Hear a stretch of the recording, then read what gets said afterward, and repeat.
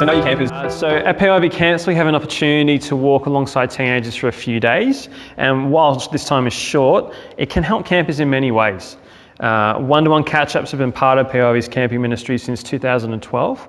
And for me, is one of the best things that PIV can do for the teenagers that are attending. A couple of questions for you.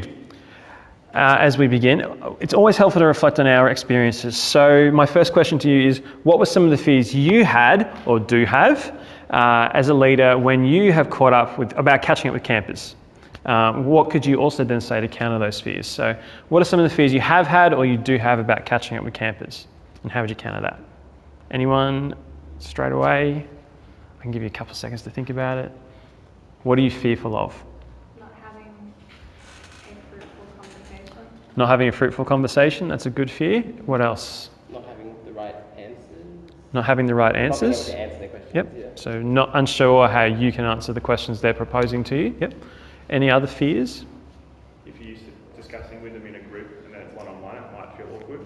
Yeah, so awkwardness because you're moving from the group dynamic to the one-on-one environment. Yeah. How can we mitigate those fears? Is there anything that you can say to yourself to help counter those?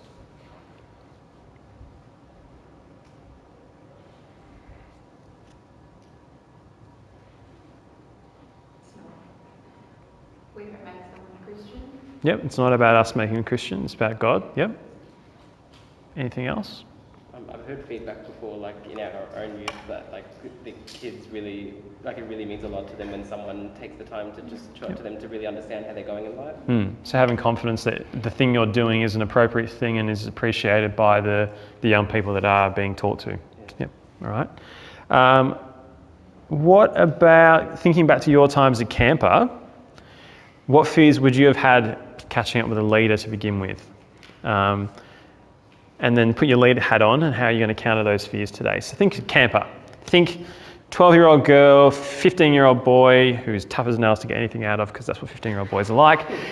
What would you, how do you see them, what fears do they have in catching up?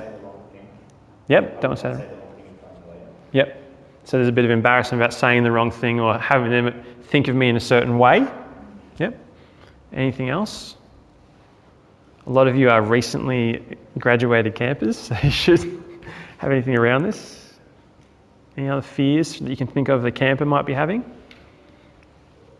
Just awkwardness. Awkwardness? Yeah. Yep. Just. Yep, so you don't like awkwardness as a camper, and we as leaders definitely don't like awkwardness as well. So how can we try and mitigate the I'm fearful of what they'll think of me or it'll be awkward? How can we try and resolve some of those fears?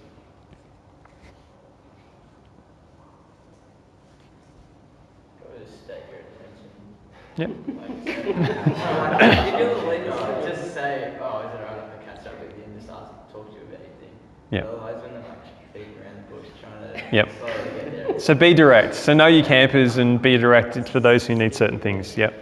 Yeah, and we do that, don't we? Like as a camp as well, we say, Yeah. hey, everyone, your leaders are going to catch up. Yeah. So we do make it very clear that every study leader will catch up with the camper. Briefly, before I go on, have any of you got any overwhelming positive experiences from doing camper catch-ups in the past? Anything that stands out or that you remember, or did any of you become Christians or commit your life to Christ through those conversations at all? Yeah, it's a couple. Yep. So there's some real positives around that, and there's lives that can be changed through it. So PIV doesn't want you to be scared or worried about the idea of sitting down with a camper for a one-on-one. Hopefully you can be a bit more excited about it. Like you're all sitting there kind of like, oh, I'm looking at some faces going, oh, I'm a bit nervous. We want you to be excited about it and ready for them. They are a great thing to do. As I mentioned before, they are done between a study leader and the campers in their group of the same gender because you're seeing what they're answering. You're hearing what they're saying. You're hearing how they respond. But note too that campers don't always click with the study leaders that they are given. Sometimes that's because leaders of different personality and backgrounds and the campers just don't click with them. So my encouragement is if you click really well with campers in your dorm, don't just leave it to the study leader to catch up with them, but actually take some opportunities to do that yourself with them too. It might be a very different conversation to what the study leaders had with them. They might be closed off, and you might actually be able to help them open up a bit more in life. A good way to approach the catch-up itself is to be clear on its purpose. So as Isaiah said, it's good to know what is coming up. But you also have to be mindful that the purpose for each camper is different, and you'll have to gauge that over the first couple of days, and you'll do that through the intro time and intro games, casual conversations during meals or in between meals. You're seeing how they interact in the camp environment as well, what and how much they're contributing in the studies, but also their responses on the feedback cards as well. And you might also want to touch base with any of their leaders. If you don't know them and haven't seen them before, you can touch base with their local leaders on camp. I'd be very happy for you to come and chat to me about the North Geelong kids, so I can give you just a, yep, this is where we think they're at, or this is where things are going okay or not okay, yeah, that'd benefit from this type of chat kind of thing. So as a local leader, I value you catching up with my youth. It is so, so good, and I thank you in advance for all that you are going to do for my youth at camp. It is absolutely brilliant. A word of caution to all of you though, don't just assume a camper is all right or not all right. Teenagers are very good at putting up masks to hide how they're actually feeling. So when you are sitting down with them, be patient and show them you actually care for them through your questions and by giving them your full attention. Don't be on your phone or have your phone in your pocket going off and be distracted by that. Don't be position yourself in the conversation so you're not the one looking around the room all the time.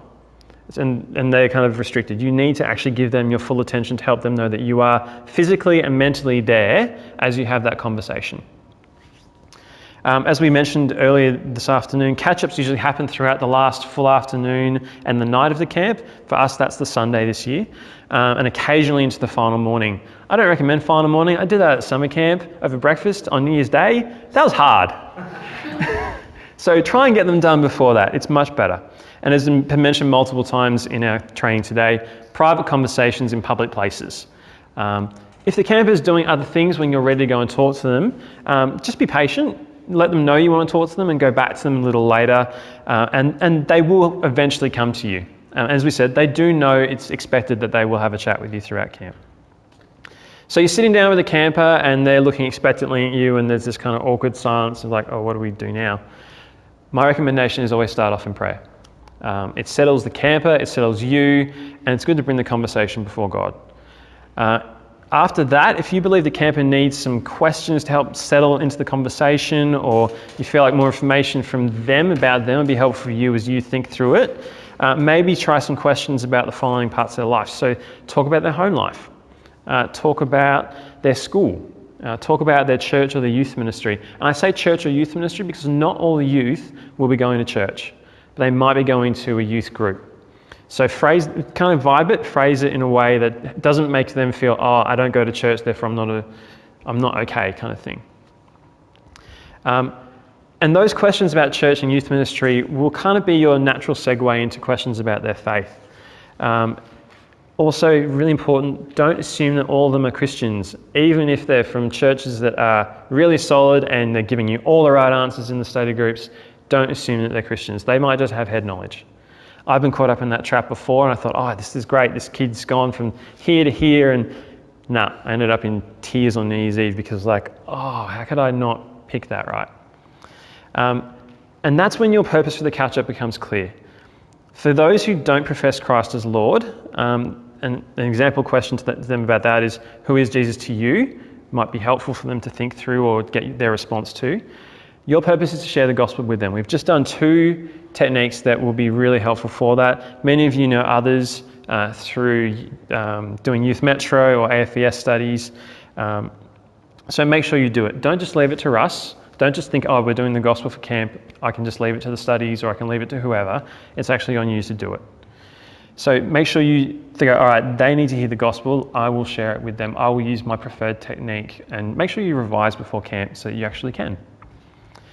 When you are sharing the gospel with them, don't go too hard. Make sure that you take time. For some of them, it's the first time they may have heard it and heard it presented in that way, or something in the talks or the studies may have triggered a different attitude towards it. So be patient, show grace, show love, and make sure you use the Bible. I would encourage you, have your Bible with you for the catch-ups if you can, because it's always helpful to open the Bible and say, this is what the Bible says. It's got that Romans passage, 6:23. Open the Bible to that. Show them where it is so they can come back to it. Help them underline it if they haven't seen it before.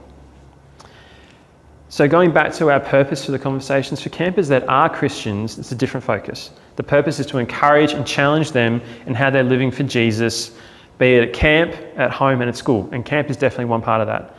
Some of them may need strong challenging to take ownership of their faith. They might be just la-di-da, yeah, whatever. I'm a Christian. I'm okay being this far in that way. So challenge them on their Bible reading and prayer. Challenge them on how they're serving and living it out. Because the world is increasingly against Jesus and they're going to feel that. So challenge them and help them to see that they need to be doing that in their day-to-day life. Some of them too will also need help to reevaluate what sin is in their life. They may become complacent, or they just don't have a thought process around what sin actually is for them or where they are struggling. Or they might even not know what their struggles are, but you could see it because you're seeing them in a different light at camp. So say a pride issue or an anger issue. They might not see it. They may not have anyone in their lives who are helping them with that. For all the campers, you want to encourage them to seek out others in their churches to talk to on a regular basis. Depending on where they're at, that could be for encouragement, accountability, spiritual growth, training, opportunities for service, etc. The best form of support for a camper is in their local church. I can't emphasize that enough. The best support for a camper is in their local church. So try and help them work through appropriate people in their church that they trust or that they could go and have a similar conversation with. Help them to get to that stage and say, can you do this? And if you have the ability to follow up, so take that step if you can as well to see that they may have done that. To finish up the conversation, pray with them. Pray for where they're at now. Pray for the remainder of the camp that they'll continue to learn about Jesus, and pray that God will be their source of strength in all things as they return to real life. You should also pray afterwards, whether it be in your quiet time or with someone else, and the chaplains are there to do that with you. Pray and thank God for that opportunity to talk with your camper or campers and bring before him again the needs from that conversation, just to help yourself kind of wind down from those hard conversations. If there's anything you want passed on to the campus local youth leader, if they're on camp, do that. If you have any conversations with the North Geelong youth, come and talk to me about it, or talk to Laura, talk to Isaiah. Local leaders at camp, we do want to hear this stuff. If they don't have a local leader, then go and tell Brian and he'll go and he'll pass it on to their church. Particularly if they do profess Christ for the first time, we do want to hear that, and we do want to feed that back to the churches as well. I mentioned that after camp, if you do want to follow up the camper just to see where they're at, you can do that, but you need parental permission. It's hard to do that at the end of a camp if the parents aren't picking them up. So say, using North again, the leaders are bringing all the youth. You won't see any of their parents. But it might be that you can get a contact number to say, hey, can I give your parents a call and have a chat with them to get their permission in writing to be able to contact them in the future. But Safe Church still does apply, so please make sure you are mindful of that. Don't be scared to do that follow-up. I've been abundantly blessed through relationships that have continued after camps. And it's a massive thing to be able to keep going if there's an opportunity and a willingness there. But again, first point of call is the local church for encouragement and support in their faith. So to wrap up, catch-ups with campers are important. We as leaders need to approach them with a willingness to talk at where the campers are at in life, encourage them to think through their relationship with Jesus, and point them to people in their local church for ongoing support and building up in their faith. So that's a lot of things. I've got some useful tips and a kind of before, during and after thing. I'm happy to put that in an email and send it to you if you would like that as a follow-up. But that's how you do catch-ups in a way that points the youth to Jesus, encourages them, and helps them to grow. Any questions? There's a lot of faces doing this. It's like, you'll be fine. Thank you, Brad. What up, Brad?